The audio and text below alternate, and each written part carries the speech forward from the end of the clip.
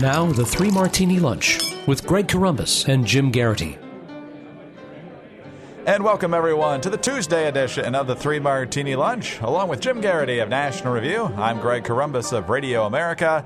Good, bad, and crazy martinis for conservatives today. All of them dealing with the odd ups and downs, and thankfully, lots of downs, of the Hillary Clinton campaign. So a lot of Hillary talk today. If you're just starting to eat lunch, our apologies. Let's start with the good martini. And Jim, the delegate system is rigged. That is what Donald Trump is saying, but that's not who we're talking about today. Bernie Sanders has suggested that. That's not who we're talking about today. The Hillary Clinton campaign now says the system is rigged. This was Brian Fallon, the communications director for Hillary's campaign, on CNN with Allison Camerata. And they led into this with Donald Trump talking about how he thinks the system is not only rigged against him, but against Bernie. But then get a load of what Fallon has to say about how Sanders is allegedly trying to rig the system. Every weekend I see the results come in. Bernie Sanders wins, and he wins, and he wins.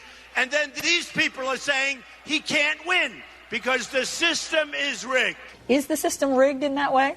And really, I think when you talk about rigging the system, that's what Senator Sanders is trying to do now. Hillary Clinton has won in the popular vote by a wide margin. She's got more than 2 million votes over Senator Sanders in all the contests when you add them all up. She's won more states. She's won more pledged delegates. So now that's forcing Senator Sanders to go out and talk about the idea that he wants to try to flip superdelegates and get him to overturn the will of the people as expressed through who's won the most contests. Oh, Jim, that didn't seem to matter in New Hampshire when Sanders won 60-38 but still came away with fewer delegates. Funny how the narrative changes here. As I'm understanding the Clinton argument, is that superdelegates are perfectly hunky-dory, 100% part of the system. They're established under the rules, and all that is reasonably true. But it's totally unfair for them to change their mind. So in other words, superdelegates are fine when they support me, but the moment they decide they might change their mind or indicate they might support Bernie Sanders, then all of a sudden, then it's rigged. You notice, Greg, that the term rigged now is a synonym for I'm not winning? Right. So, I mean, we've come to kind of expect this. It is kind of spectacularly audacious to see the Clinton campaign complaining about superdelegates now. That's a particular, we've gone, we're deep down the rabbit hole. Do you think she's still just really uber sensitive about the superdelegates since so many pledged themselves to her in 2008, and then once Obama got rolling, a lot of them shifted over to him? Do you think she's still scarred by that? Even if she is, don't you think you'd be really prepared for that then? I know they have not just their enemies list, but their enemies spreadsheet amongst the Clintons. But don't you think you would have done everything? I don't know whether it'd be kidnapping children, embarrassing photos of them, whatever leverage you need to keep the superdelegates on your side. Go right ahead. The other thing which is kind of interesting is that on the one hand, if you're Bernie Sanders, you figure you have to at least try to win over the superdelegates. You don't want to concede all these folks to Hillary Clinton. You and I have discussed, Greg, Sanders is doing pretty consistently well. Most of the national polling puts him in at about 40%, maybe sometimes getting up to about 45% nationally. In a bunch of these states where he's not winning against Hillary Clinton, he's getting 45%. He is the voice of a very big plurality of the Democratic Party. I'd be surprised if there were superdelegates who are really that likely to flip in light of that. On the other hand, maybe this is what happens when you win 7 out of 8 and you go on this tear of winning 6 straight primaries. Yeah, she's feeling the heat. And Bill Clinton has promised that they need a big win in New York. Not just a win, but a big win to make a statement. So no pressure. No pressure on his wife after that statement. On to the bad martini now, and of course sticking with Hillary. She was at a forum in Port Washington, New York, I believe this was yesterday, talking about guns. And since this is an audio podcast, it's hard to get the full scope of this. But picture Hillary with that grim look, maybe narrowing her eyes and just slowly nodding along with what this Hillary Clinton supporter says about guns. And this is just amazing given the terrorist threat we face right now. Citizens are the terrorists, right? We're so worried about terrorism, but we have terrorism on our own soil. Our gun manufacturers, our ammunition manufacturers are making terrorists out of our citizens. A sobering fact. A sobering fact, Jim. This is the candidate who was nodding along here and then blaming Vermont for the gun crimes in New York, who 8 years ago jumped on Barack Obama's bitter clingers to guns and religion comment and tried to make herself the pro-gun Democrat. A lot seems to have changed in 8 years. I was surprised to hear that that panelist didn't appear at a Bernie Sanders event, because in the morning jolt I read about Bernie Sanders basically saying the Panama Papers prove that he was right about Panama's trade deal back in 2011. Apparently, in Sanders' mind, all these rich people set up their accounts in the 1980s because they knew that a couple decades from now there'd be a U.S.-Panama trade deal, and that would somehow benefit them. In this one, can't you just hear the gun lobby is turning us all into terrorists? They've got mind control rays that make people become this. It's just like in Homeland. They're all becoming sleeper cells. It's kind of fascinating how much individual responsibility goes out the door. And if you're an industry that Democrats don't like, they will blame you for everything. And it's kind of interesting. At no point, obviously Hillary's out trying to get Democratic Party votes. She didn't dare say, well, come on, it's not like the gun manufacturer, the Columbine shooters or Sandy Hook or any of these people into murderous nut jobs. They were murderous nut jobs before they picked up the gun. But apparently they think that there's some sort of like violent mind control ray that is put out by Smith & Wesson and these other gun manufacturers.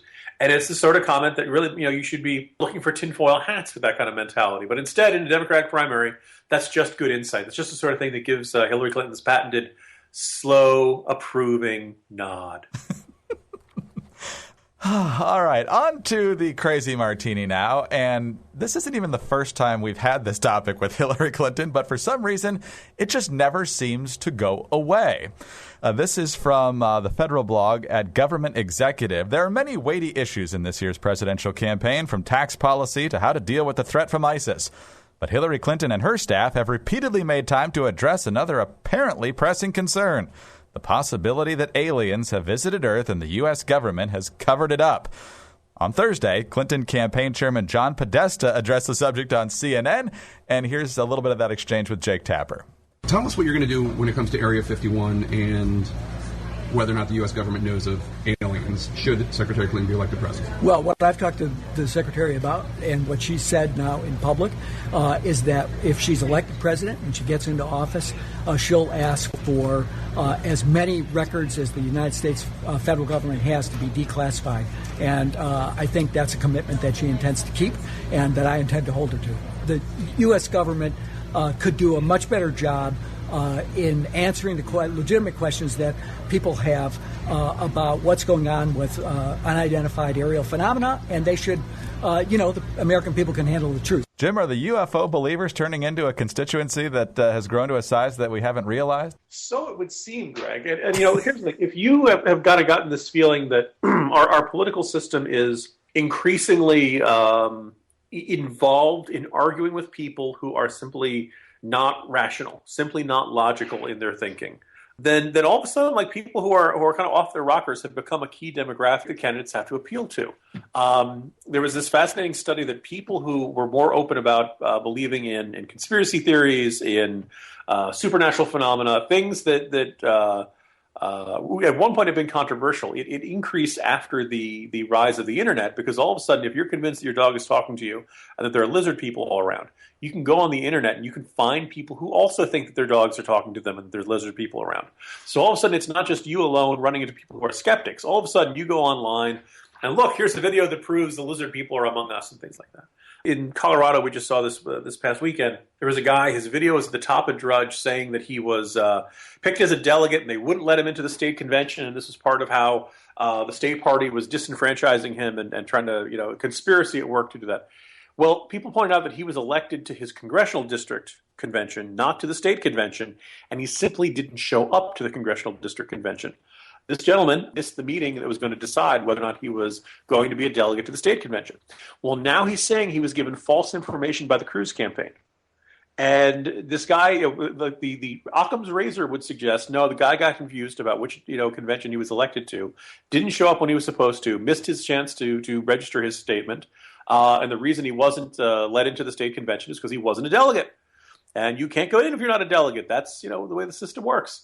But instead, it's now turned into the idea that the Cruz campaign had somebody with fake names running around giving false information to potential Trump delegates. And at some point, these people are basically making us have to refute their theories for which they put forth no proof. And it's exceptionally frustrating. The fact that the Clinton campaign, for some reason, keeps playing footsie with the UFO crowd. I mean, I don't know if they're expecting an endorsement from Mulder or what the upside of that is. But the other thing is that with this theory, Obama is hiding the evidence of UFOs and the alien conspiracies and that they live amongst us. And, as much as people have had their disagreements with Obama, Greg, you and I have been very, very critical of him.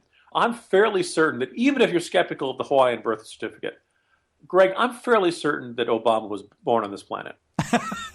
I'll give him that. I'm pretty sure he's a human being. So let's leave it at that. Let's not embrace every nutty conspiracy theory.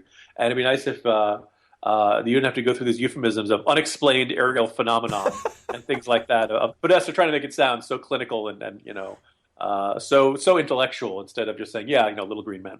We're going to have such egg on our face on November 9th if the exit polls show this was the decisive issue, Jim. Or when we all get rounded up by the aliens and put them in the I'm sure at some point there's some listener who's saying, I always knew Jim and Greg were lizard people. Jim, another fun day. Talk to you tomorrow.